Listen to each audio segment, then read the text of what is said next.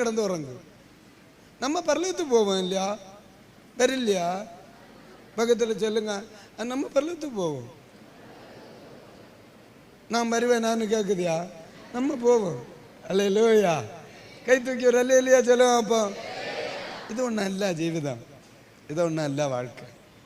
அதனால ஜீவிதத்தில் தெய்வம் நமக்கு தருகிற தருணங்களை, விடுதலையை லாசருவா இருக்க வேண்டிய இடத்துல லாசர், மார்த்தாளா இருக்க வேண்டிய இடத்துல மார்த்தாள், மரியாளா இருக்க வேண்டிய இடத்துல மரியாளர்.